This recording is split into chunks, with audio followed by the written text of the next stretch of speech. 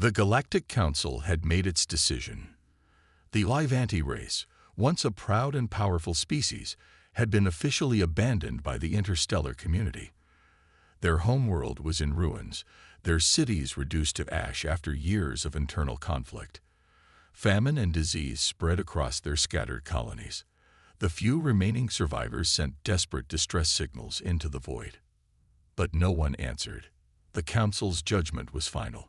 The Scifi were beyond saving. Their violent past, their inability to cooperate, and their past wars against other species had sealed their fate. No civilization was allowed to assist them. The embargo was strict. Any ship seen helping the Scifi would face severe consequences. Among those listening to the Council's declaration was Captain Elias Carter of the United Terran Federation.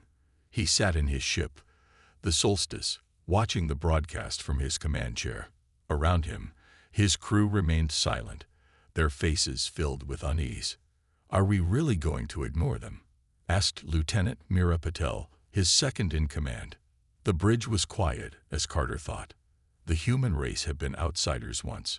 When they first reached the stars, many alien civilizations saw them as reckless, dangerous, and unpredictable.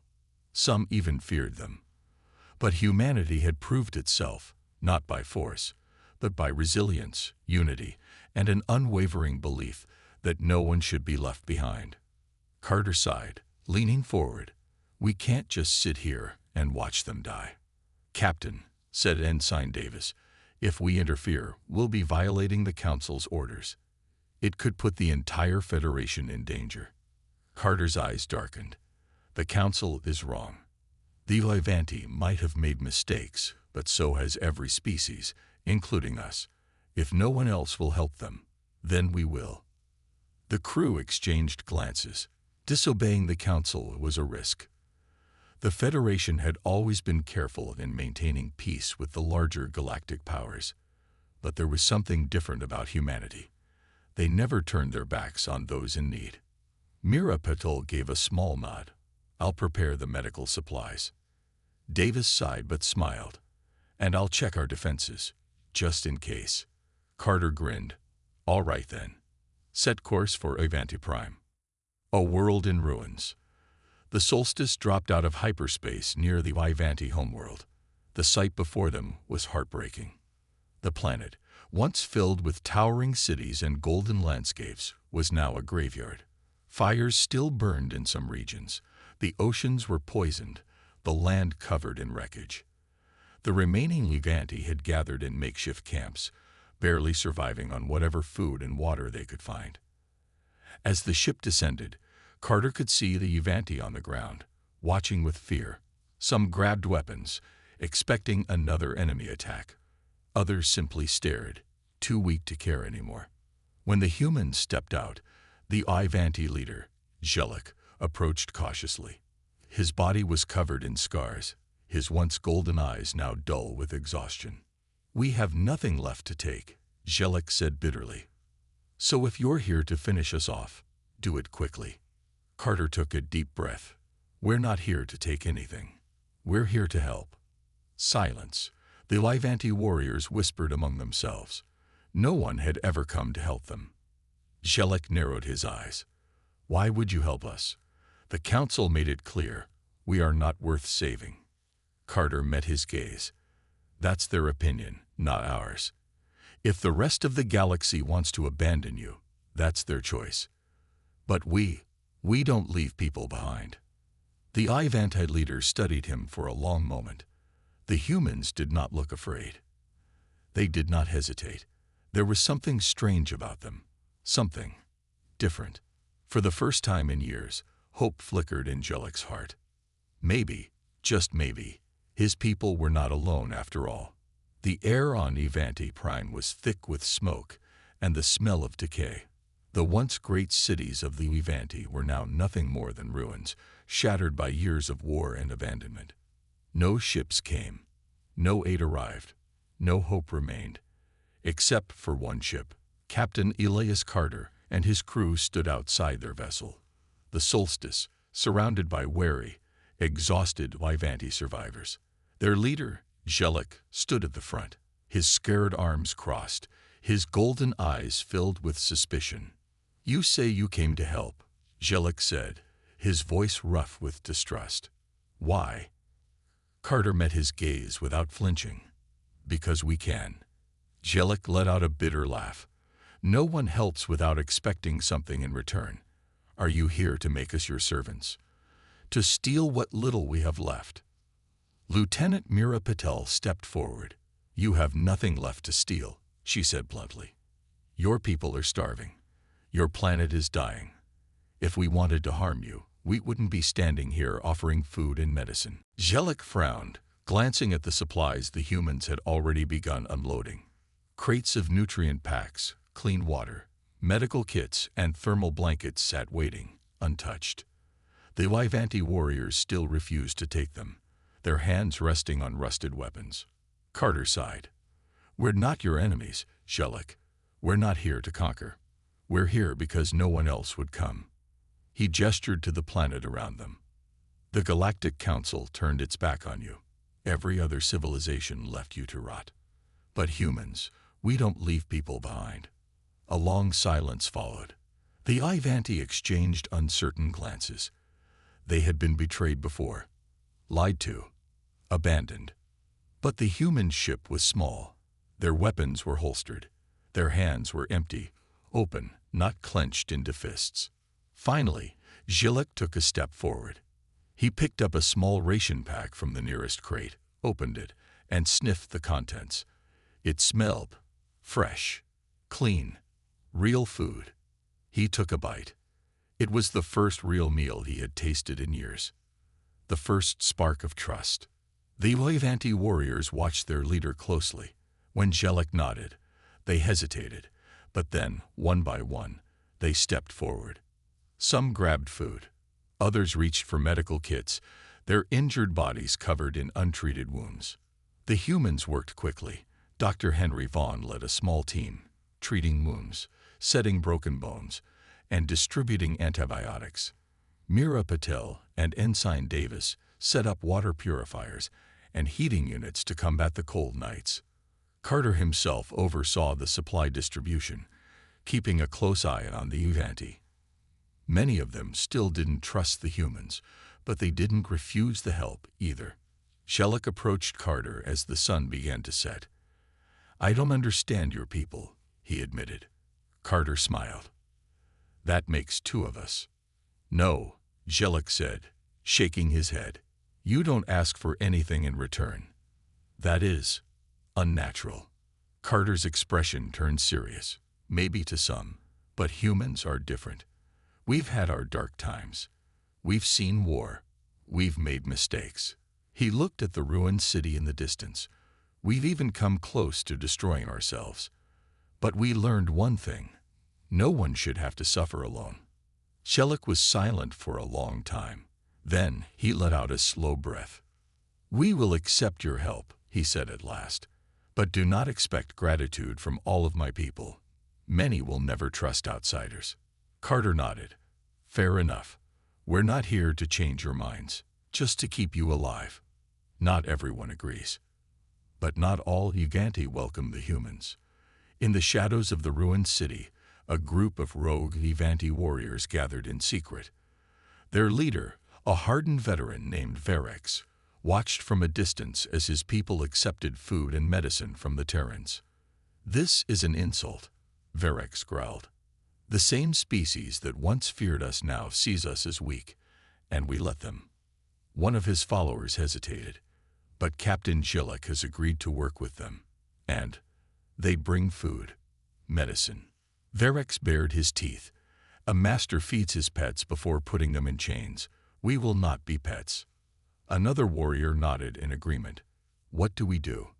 Verex's golden eyes gleamed. "We remind them who the Ivanti are. Danger in the night." That night, as the humans rested, a group of rogue Ivanti attacked the supply station. The sound of gunfire shattered the silence.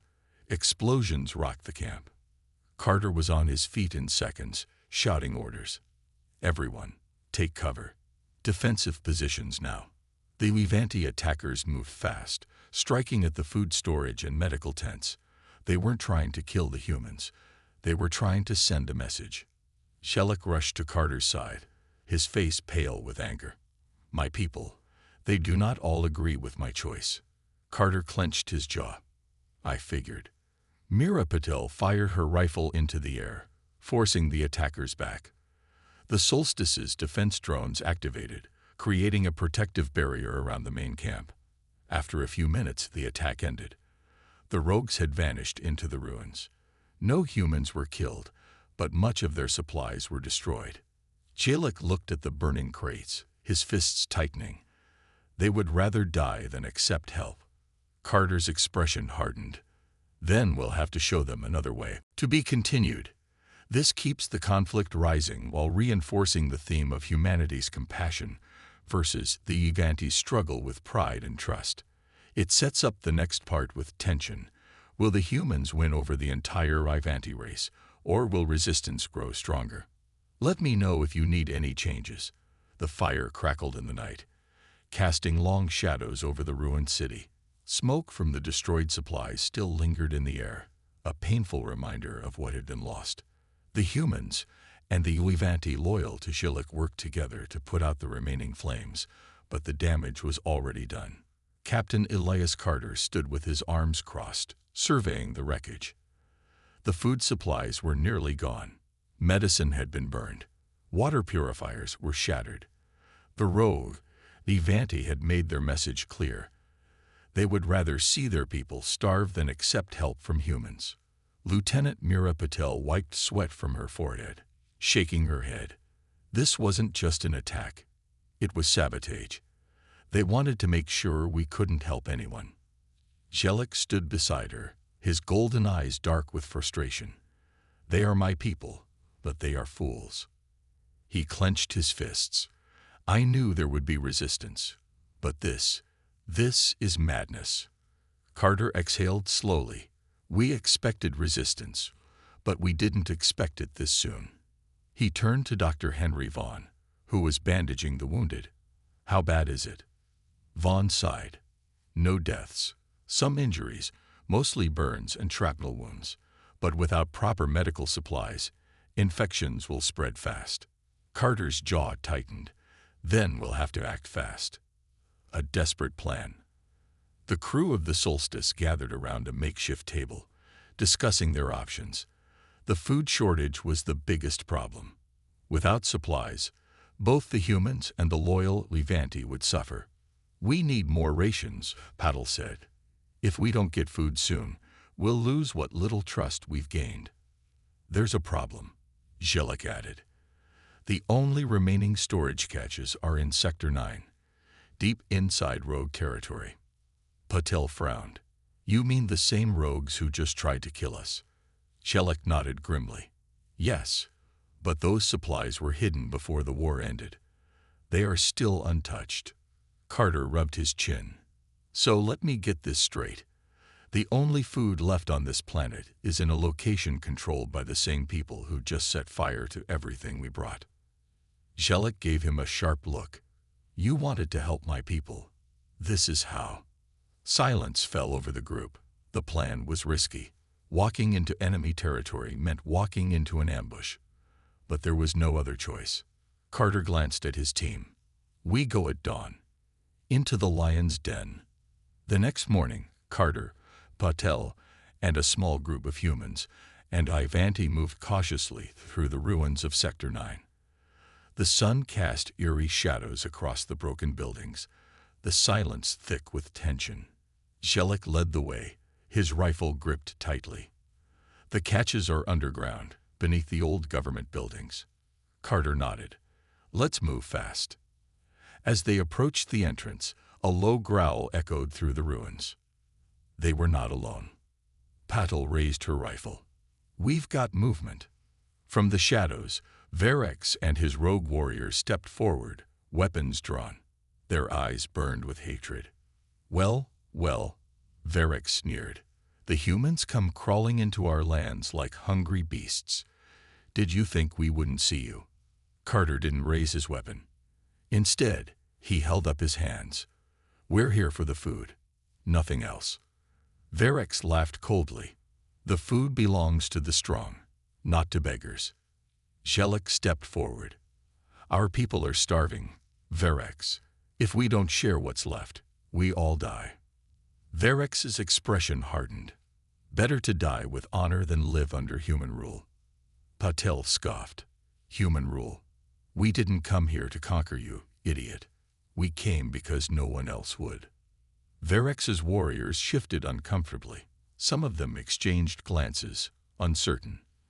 Not all of them shared Verex's hatred. Some simply wanted to survive. Carter saw the hesitation and seized the moment. Listen to me, he said, his voice firm but calm. You don't have to trust us, but if we don't work together, there won't be any Wyvanti left to fight for. Verex growled. I would rather die than take orders from a human. Carter stepped closer. Then don't take orders. Take a choice. He pointed at the ruins behind him. Look around you, Verex. Look at what's left. This isn't about pride anymore. It's about survival. The rogue warriors murmured among themselves. Some of them were starving. Some of them were injured. Some of them had families still clinging to life. One of them, a young warrior named Karvik, took a deep breath. What if we let them take only some supplies, just enough to feed the children and wounded? Verex's expression darkened. You would side with them. Karvik hesitated, then met Verex's glare. I would side with life. More warriors nodded. The tide was shifting. Verex snarled, but he saw it too. The battle was lost before it even began. With a bitter scowl, he stepped aside. Take what you need. But know this, human. He pointed a clawed finger at Carter. I will never call you an ally. Carter gave him a nod. I don't need you to. I just need you to stay alive. A fragile alliance. The humans and the loyal Ivanti quickly loaded as many supplies as they could carry. It wasn't much, but it was enough to last a few more weeks. As they left, Jellic glanced at Carter. You took a big risk. Carter smirked. I like to gamble. Jellic chuckled. Then let's hope your luck holds. But as they disappeared into the ruins, Verex watched them go with cold eyes. This was not over. The return to the human camp was quieter than expected. The team carried as many supplies as they could, but the encounter with Verex had left an uneasy tension in the air. They had won the argument, but the war for trust was far from over. Captain Elias Carter walked beside Jellic, scanning the ruins around them. Every shadow felt like a potential ambush. The rogues had let them go, but for how long? Behind them, Lieutenant Mira Patel whispered to Dr. Henry Vaughn, I still don't trust those guys. They let us take the food too easily. Vaughn adjusted the strap of his med kit. They didn't have much of a choice. Half of them were starving. Patel frowned. That's what worries me. Desperate people do dangerous things. Jellic glanced at Carter. She's not wrong. Verex won't accept this outcome. He will strike again. Carter sighed. Then we'll be ready. A divided camp. Back at the human base, the arrival with supplies brought relief, but also new tension. As soon as the team returned, some of the Wyvanti refugees looked at them with suspicion. Why had the rogues allowed them to leave unharmed? What kind of deal had been made? An old Wyvanti elder, Tadric, stepped forward. His golden eyes narrowed at Jellic. You brought human food, but at what cost? Jellic clenched his jaw. We took what was necessary, nothing more.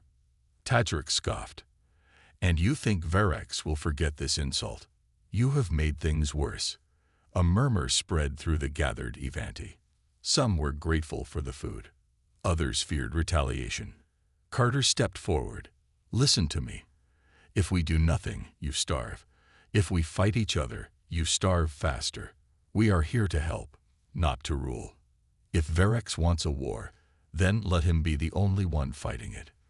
The Ivanti looked at him, uncertain. They wanted to believe, but belief was not so easy. Jellic turned to them, voice firm. These humans saved us when no one else would. If you cannot trust them, then trust me." There was silence. Then, slowly, some of the Ivanti bowed their heads in agreement. It wasn't much, but it was a start. A warning from the shadows. That night, Carter sat outside his tent, cleaning his weapon. The camp was quiet, too quiet. Footsteps approached. "Patel, you feel it too?" she asked. Carter nodded. "Something's coming." Patel crossed her arms. "I don't like sitting around waiting to be stabbed in the back." Before Carter could respond, a rustling sound came from the edge of camp. Both of them grabbed their weapons, moving swiftly toward the noise. Near the trees, a lone figure stood in the moonlight. Karvik, the rogue, Ivante who had spoken in their favor earlier. His breathing was heavy, and his body was covered in fresh wounds. Carter raised his rifle slightly. "What happened to you?" Karvik looked around cautiously before speaking. "Verex, he is gathering warriors. He will attack soon." Patel stepped forward. "Why warn us?" Karvik hesitated. "Because I saw something today. Something I did not expect." He met Carter's eyes. "You could have taken everything. You could have left us with nothing. But you didn't." Carter nodded. "Because we don't want a war." Karvik's expression darkened. "Verex does. He will not stop until every human is dead." Carter exchanged a glance with Patel. This was bad. "Do you know when they'll attack?" Carter asked. Karvik hesitated again, then shook his head. "Soon. Days, maybe hours." Patel cursed. "We need to move." But before they could turn back to the camp, Karvik grabbed Carter's arm. "There is something else." His voice was urgent. "Verex has found a weapon. A powerful one." Carter's eyes narrowed. "What kind of weapon?" Karvik took a shaky breath. "Something left behind by the old war. Something not meant to be used. Preparing for war." Back at the camp, Carter quickly gathered his officers and Jellic. The situation was worse than expected. "A weapon?" Patel repeated, pacing. "That changes everything. If Verex gets his hands on old Ivanti tech, we're screwed." Jellic's face was grim. "During the war, our scientists created weapons powerful enough to destroy entire colonies. Many of them were abandoned when the fighting ended." Carter ran a hand through his hair. "Great. So we're dealing with a guy who wants us dead, and now he has access to ancient superweapons." Patel smirked. "It's almost like the universe hates us." Jellic ignored the joke. "If Verex found one of the old cages, we must act fast. Those weapons are unstable. If he tries to use them, he could wipe out this entire region." Silence fell over the group. Vaughn spoke up. "So what's the plan?" Carter exhaled slowly. "We hit them first. We take that weapon before they can use it." Patel grinned. "Now you're talking." Jellic nodded. "It will be dangerous." Carter smirked. "Danger is what humans do best." The camp was silent, but no one was sleeping. Tension filled the air like a storm waiting to break. Captain Elias Carter stood over a table, staring at the map of the abandoned city ruins. Somewhere in that maze, Verex was hiding the weapon. If they didn't stop him now, he could destroy everything. Lieutenant Mira Patel checked her rifle.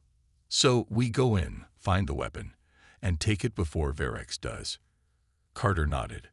"Simple in theory, dangerous in reality." Dr. Henry Vaughn shook his head.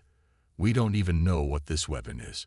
If it's too powerful, we might not be able to disable it." Jellic, the Ivanti warrior, stepped forward. "There is a way." He pointed to a mark on the map. "This structure was once a weapons vault. If Verex has found something, it will be here." Carter studied the location. "How well guarded do you think it is?" Karvik, the rogue, Ivanti, who had warned them, spoke. "Verex will have his best fighters there. He knows the humans will try to stop him." Patel smirked. "Then let's not disappoint him." Into the ruins.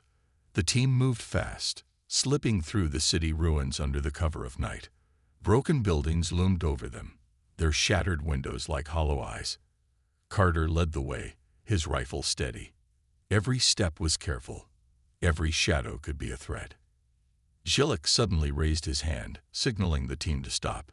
His ears twitched. "We are being watched." Carter nodded. "Move in pairs. Keep your eyes open." As they advanced, a small sound echoed through the ruins. A rock rolling. Patil turned sharply. Contact. Before she could fire, a group of Verex's warriors leaped from the shadows. Gunfire erupted. The air filled with flashing lights and the sharp crack of weapons. Carter dropped behind cover, taking out an enemy with a clean shot. Patil fought beside him, her movements quick and precise. Zhilik engaged 2 warriors at once, his alien reflexes allowing him to dodge their attacks. His blade flashed, and the enemies fell. Karvik pulled out a pulse grenade, throwing it into a group of enemies. A bright flash, then silence. The battle was over as quickly as it had begun. Patil exhaled. That was just a scouting group. The real fight is still ahead. Carter nodded. Then let's not waste time. The vault. They reached the weapons vault just before dawn. It was a massive structure, half buried in rubble. Steel doors stood at the entrance, old but still strong. Karvik stepped forward. "Verex will have guards inside." Carter looked at Patil. "Time to do what we do best." With a nod, the team moved in. Inside, the air was thick with dust. Dim lights flickered, casting long shadows. Footsteps, voices. Verex's warriors were ahead. Carter signaled. The team spread out, moving carefully. Suddenly, the silence broke. An alarm blared. "Move," Carter shouted. Gunfire exploded in the narrow hallway. Bullets and plasma bolts flew in every direction. Patil slid behind a pillar, taking down an enemy with a quick burst. Zhilik engaged in close combat, his strength overwhelming his opponents. Carter pushed forward, leading the charge. Through the chaos, they reached the main chamber. There, standing before a large metal crate, was Verex. His eyes burned with rage. He had opened the crate, and inside, a glowing sphere pulsed with energy, ancient Ivanti technology, a weapon from a forgotten war. Verex grinned. "You are too late, human." Carter raised his rifle. "Step away from the weapon." Verex laughed. "Why would I? With this, I will reshape this world." Zhilik's voice was urgent. "Captain, that device, it's unstable. If he activates it, we all die." Carter clenched his jaw. There was no time. "Then we stop him. Now." Verex stood before the glowing sphere, his eyes filled with triumph. The ancient Ivanti weapon pulsed with energy, its power humming through the air. The chamber was silent for a moment, the calm before the storm.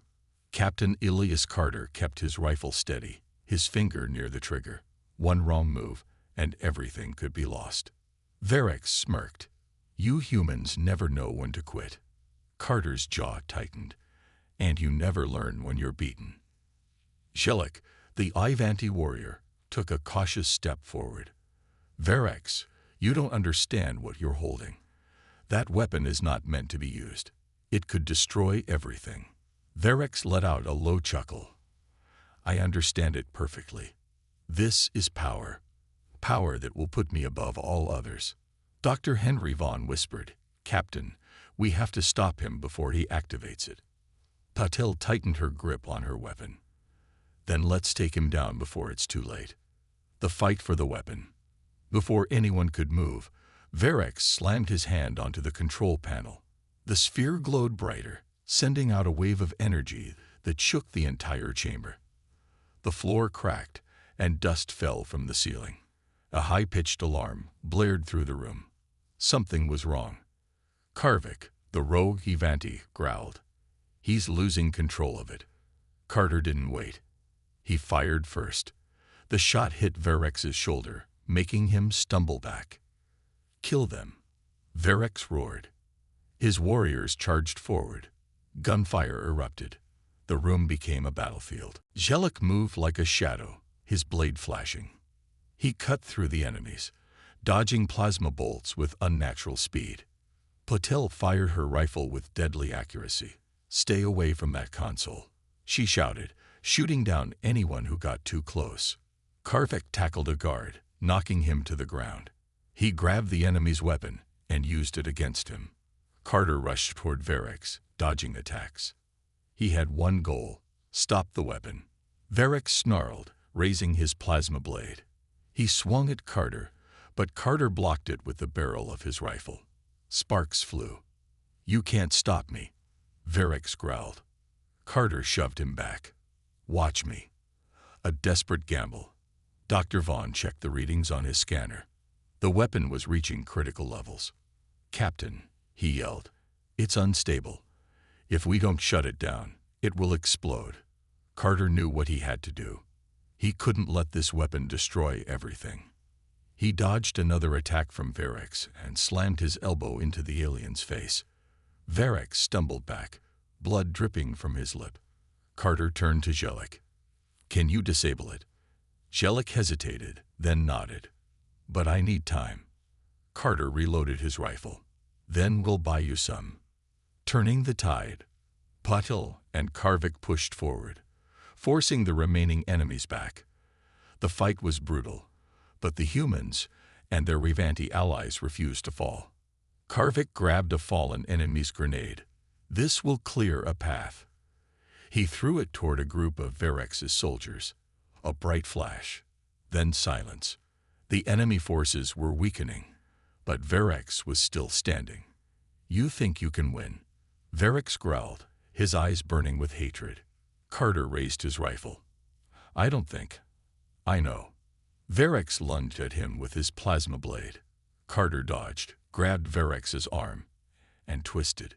The alien roared in pain as the weapon fell from his grasp. Carter punched him hard, sending him crashing to the floor. Verex didn't get up, stopping the weapon. Shiluk worked fast, his fingers flying across the ancient control panel. The weapon pulsed violently. The energy inside it was becoming unstable. "Almost there," Shiluk shouted. The entire chamber trembled.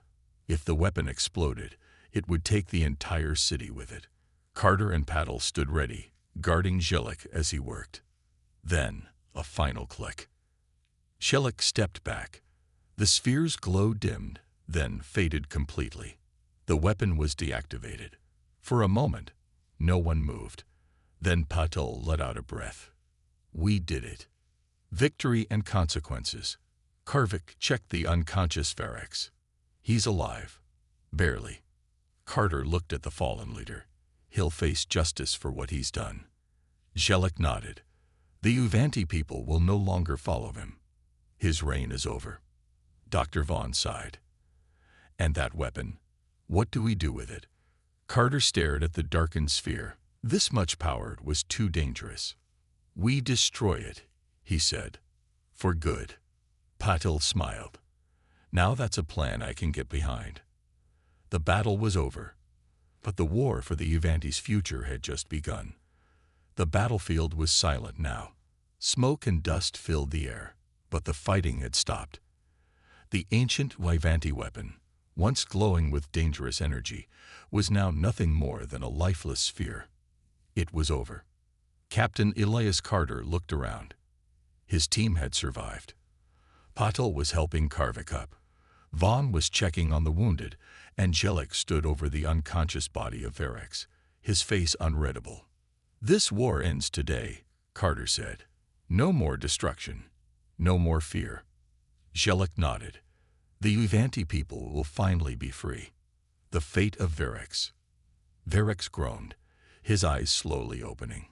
He tried to move, but Karvik pressed a heavy hand on his chest, keeping him down. "You lost," Carter said simply. Verex's golden eyes burned with fury. "You think this changes anything? The other warlords will never accept peace." Patil scoffed. "They don't have a choice. Without you, they have no leader." Shelik took a deep breath. "Verex will face trial. We will show the people that his way leads only to ruin." Carter crossed his arms. "And if they still choose war?" Shelik met his gaze. Then we will fight, not with weapons, but with truth. The people are ready for something new. Varric snarled but said nothing. He knew he had lost. Destroying the weapon. Dr. Vaughn examined the dead sphere, his fingers running over its smooth surface. We need to make sure no one ever tries to reactivate this thing. Carter nodded. Any ideas? Karvik grinned. I still have some explosives left. Patel chuckled. Now that's a plan I like. They set the charges around the sphere. The team moved to a safe distance. Carter held the detonator in his hand, looking at the ancient weapon one last time. This thing could have wiped out entire worlds, he said. Let's make sure it never does. He pressed the button. A bright explosion lit up the sky. The sphere was gone. A difficult goodbye. The Ivanti city was slowly coming back to life. People emerged from hiding, their eyes filled with both fear and hope. For the first time in years, they were free. Jellic turned to Carter. You could stay. The Ivanti could use allies like you. Carter smiled. Tempting, but we've got a home to return to. Patel sighed. And a lot of explaining to do when we get back. Vaughn chuckled. I doubt Command will believe half of what we say. Karvik placed a hand on Carter's shoulder. You saved my people when no one else would. You will always be welcome here. Carter shook his hand firmly. Take care of them, Karvik. Shillik placed a fist over his chest, a Ivanti sign of respect. May the stars guide you, Captain. Carter nodded. And may they shine bright on your future. A message for the galaxy. As the human team prepared to leave, Patel looked at Carter. You think other civilizations will see what we did here? Carter smirked. They'll hear about it, that's for sure. Vaughn smiled. Maybe this is the start of something bigger. Maybe humanity isn't as alone as we thought. Carter looked at the sky, the stars shining above them. One thing's for sure, he said. No matter how many times they reject us, we'll always stand for what's right. With that, the humans boarded their ship, leaving behind a world forever changed. The war was over. A new future had begun. The end.